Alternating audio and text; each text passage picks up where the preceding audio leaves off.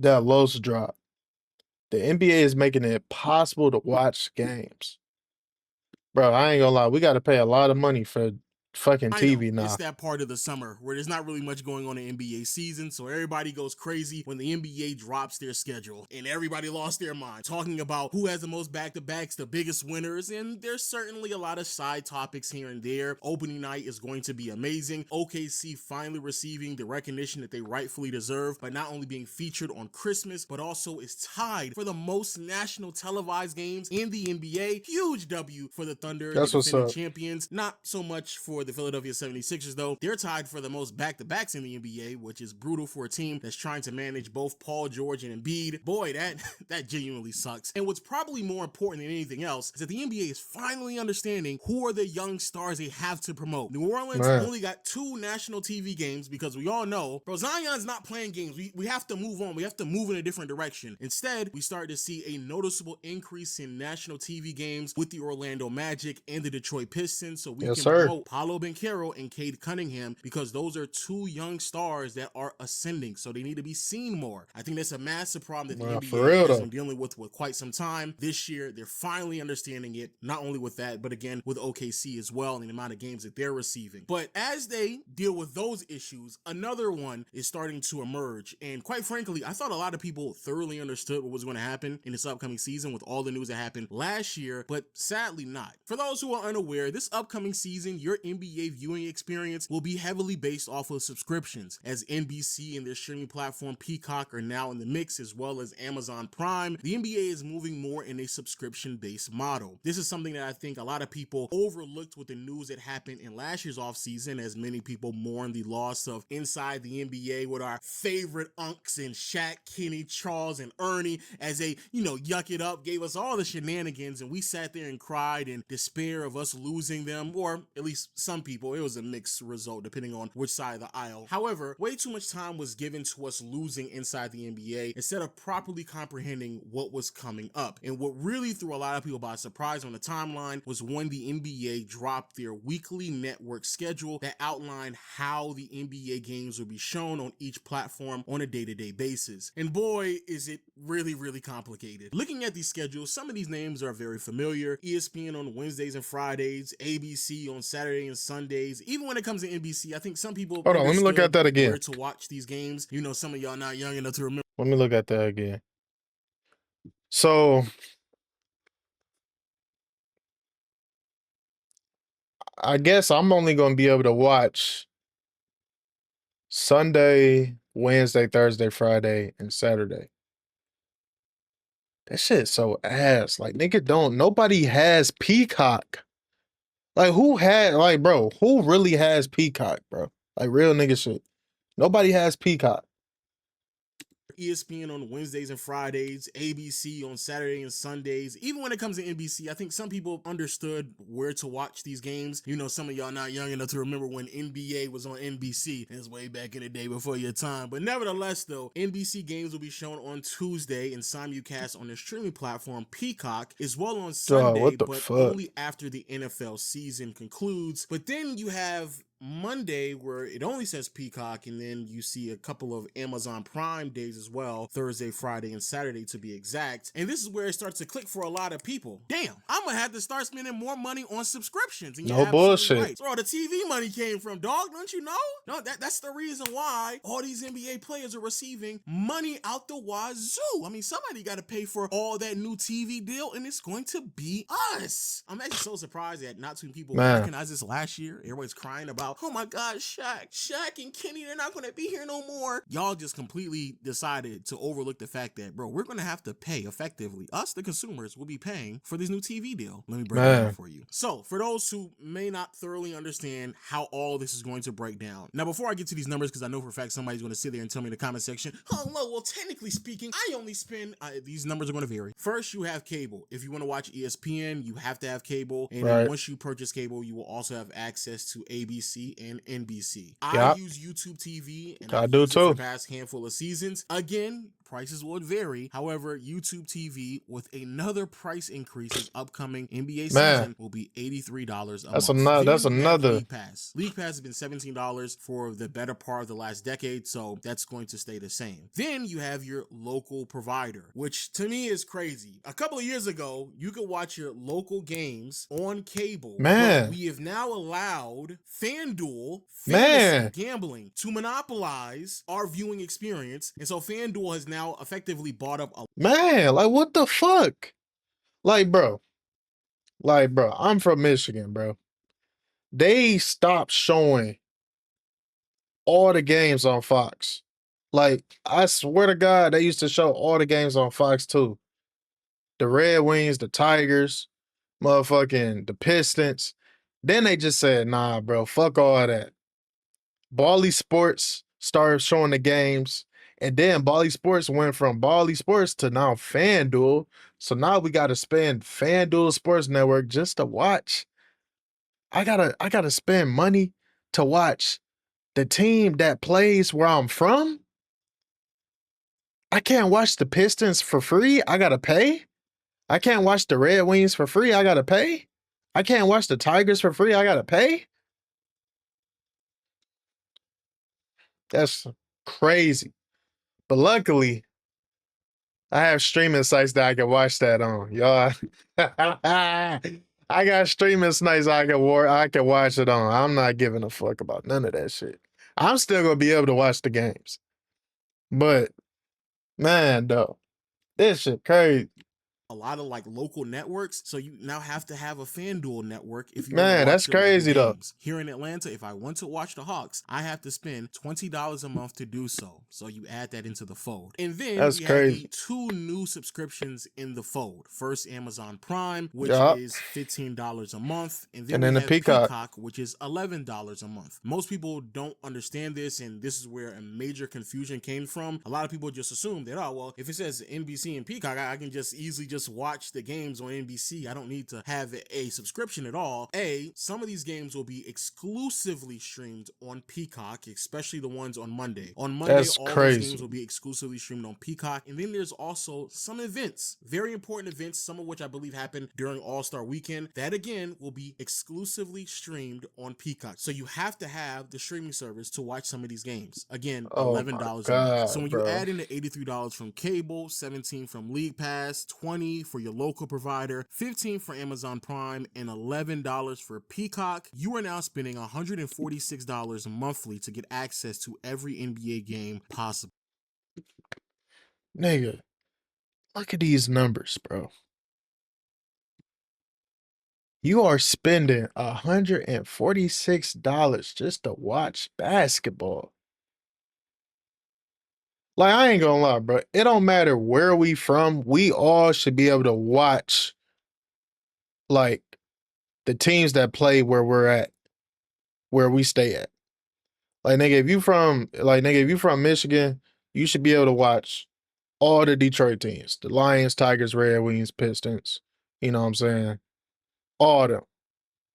You from Cali, you should be able to watch all them fucking teams they got in Cali, like the Dodgers, the motherfucking Kings, the motherfucking Warriors, the motherfucking all them niggas, all them teams that they got. You should be able to watch them. Why the fuck do I gotta spend $20 for FanDuel Sports Network for local games? Nigga, I'm local. Why do I gotta spend? That don't make sense. This is a lot of money, bro. And a lot of niggas don't got Peacock, bro. Like, I don't know how many niggas got Peacock. Like, nobody talks about Peacock. Like, oh, bro, I got Peacock. Like, how many niggas actually say that they got Peacock? All niggas talk about is Prime, Netflix, sometimes Hulu, YouTube TV. No nigga in their out mind has ever said that they got Peacock on, bro. Never heard it. That's just crazy, bro. which is ridiculous. To get an understanding of how much this has That's too increased much for money. us NBA fans, if you go back to the 2018-2019 season, all you needed was 2 subscriptions, cable and League Pass. Because back then, at least here in Atlanta, you did not have to have a subscription to the local provider. The local provider, Hawks Man. games, for me, were accessible once you purchased cable. And back then, YouTube TV was only $40 a month. So once I purchased cable, I would get my local provider, ABC, and TNT. After And that ain't really I would just need shit. to purchase League Pass to get everything else, which at that point in time, League Pass was $30, but in total, I would only spend $70. $70 to $146, more than doubling the price to have the same amount of access to the same amount of games. That is ridiculous. Now again, and I know I have to say this because I know someone in the comment section is going to tell me about their specific situation. I understand it. Where you're located, some people still get their local teams given to them through their cable provider. Some places I've heard, like in LA, they be taxing y'all to watch the Lakers. And that's Shit. tough. That's tough. They know what they doing. That's tough. And also, They do know what they there's other doing. workarounds. Like you can go get an antenna, slap it on your big back TV since you're back in the old day to get access to ABC and NBC for free. Spend $25 to get an antenna. And then from there, you can then get $30 a month on ESPN streaming service to watch the ESPN games. So you'll save about $50. But the point still stands. Them introducing new streaming services, especially those that require us to watch pivotal games, such as playoff outings and certain events throughout the NBA season, that is going to increase how much money we as consumers have to pay to get access to the same amount of games that we've always had. And for people out there who are on the model that I've been on, will see a more than double the price that they were just spending a handful of years ago. Now, beyond the increase in money, what does all of this mean? Well, like I said before, this is effectively where all the new money is coming from in the NBA. The reason why these contracts are getting outrageous and why players Very are signing outrageous. for some of the most ridiculous deals that we've ever seen, making nearly $80+ million a year in the upcoming new deals. Like these new deals are going to be Man. ridiculous. It's because of this new TV money with different networks that have decided to put a lot of money towards a commodity that consistently churns out millions of viewers every single time, which they know is really hard to grasp in a dying network such as cable TV. So that's where the money is coming from. Yeah, The nobody second really biggest got thing you gotta cable look like out that. for is that ratings more than likely will dip. I already know how the season's going to happen. I'm already calling it right now. Like we're going to get in like December or January and they're going to be like, oh man, the ratings are down. What are we going to do? Like, oh, the NBA's dead. And they're not going to tell you that part of the reason why the ratings are down is because the NBA has decided to stretch out the audience with 5 different subscriptions. Yeah. League Pass, ESPN, Amazon Prime, NBC, That's bullshit, ABC, though. and Peacock. They are stretching their That's audience bullshit, span bro. in 5 different directions. And I just have a hard time believing, especially when it comes to those exclusively streamed Don't make no Peacock damn games where sense. not that many people have Peacock, will be comparable to the games that we've seen showed on TNT over the past couple of years, even if the numbers are slowly going down on TNT. Now, with that being said, I also want to highlight that NBC games will probably see a noticeable increase in ratings in contrast to TNT because you could, technically speaking, watch NBC for free if you buy an antenna. And normally when it comes to those broadcast TV games on ABC, Fox, and NBC, the numbers tend to be higher than cable TV. So to be fair, that tends to be the case. But Peacock and Amazon Prime is going to be very, very interesting to see how many people go out of their way to watch games on those subscription-based models. Amazon, I'm a bit more, optimistic about because a lot of people have Amazon, but Peacock, not so much. I just feel like the numbers are going to be down. Third, and more importantly, this is to me is crazy that all this money that's being introduced into the NBA is being paid from us, the consumer. That's Man. crazy to me. NBA players are making significantly more money they've ever made. The NBA is bringing more revenue. Network TV and all these cable platforms, streaming platforms, they're making as much money as possible. But us as the consumer, we are the one who's paying it. It's coming out of our pocket, and we're not getting a better product. Like, just to be honest with ourselves, it's the same 82 games. It's not as if like we're receiving something brand new or shiny. Like, I mean, sure, Michael Jordan being on some of these games as a guest contributor is My going to be nigga Michael extremely Jordan interesting. eyes And I yellow do than a believe that's bitch. the biggest selling points of NBC. But when That I nigga try to liver go search fucked up. how involved Michael Jordan is going to be on a week-to-week basis on NBC, there is nothing there. They are very vague. There's a possibility that MJ only shows up like once a month and that's it. And they've been really selling it like that's the point. That's why NBC is going to be really worth it, because we're going to have the GOAT back. MJ is going to be back on NBA on NBC. Everything's coming back. The nostalgia is through the roof. Like, they're selling it that way, but none of us knows how often MJ is going to be. And I do Man, that nigga might I'm very optimistic be at one that fucking some of these game. new people who will be contributors, who will be analysts, who will be commentating the games, will be better than what we saw over the past couple of years in TNT, because I do believe it's time to depart. They had their run, they had their time. I do think we need a breath of fresh air of something else, and NBC, I do think they're going to provide us with a lot of positive. But is it enough to double the price within a 10-year period? Is it enough for me to have to purchase a new subscription that I never wanted to? Is it enough to warrant the increase in price in cable? And also Peacock has already claimed that they're going to increase their price as well. Is it enough for come that? on. And I have to say this is no shade to this gentleman, but Banksy on Twitter, I made this tweet and I was basically just saying that this video that I'm making right now, I'm going to drop it because this is ridiculous. And Banksy on Twitter basically told me, like, oh man, what are you complaining about having to buy subscriptions that you already have? No, that's not the case. A, I don't have Peacock. I was never really planning on purchasing Peacock until now. And two, and this is very, very important, I don't understand how we got to this point with this dialogue about what it means to get your money's worth in this economy. And I hate that niggas think you shouldn't care. Because I am privileged enough to afford all these things doesn't mean that my concerns are no longer valid. Brother, it's the same 82 games and we're playing twice as much.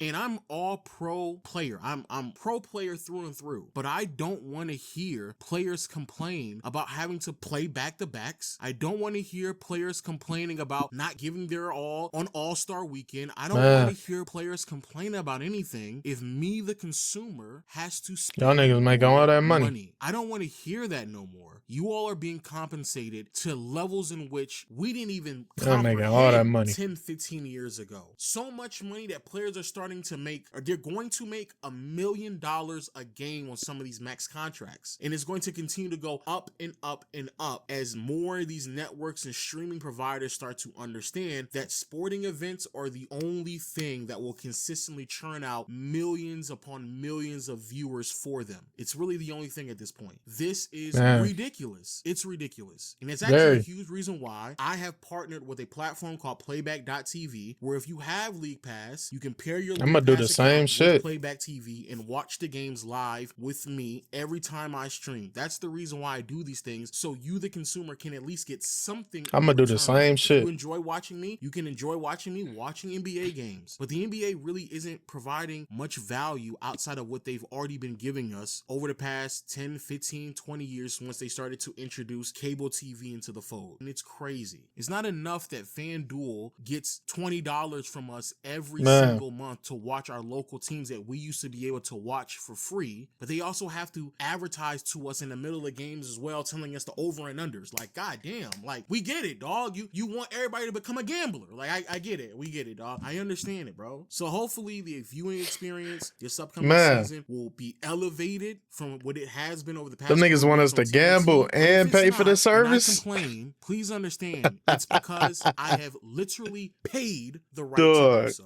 I did that. You're charging me $150 a month. Those are my thoughts. Let me know yours in the comment section below. Sorry if the end up being a little too ranty, but I'm never going to be silent for you all in particular, especially many of you all just don't have a voice in this. And I may be privileged because of you all, but that doesn't mean that I can't raise these concerns. I think that's just ridiculous. And people cap way too much. They put on a cape for millions and billionaires. I just don't understand that. But yo, let me know your thoughts in the comments. That's funny as hell, dog.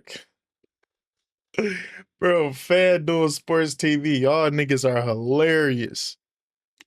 First off, we gotta buy a service just to watch our local teams. And then during the games, y'all telling us the over and under.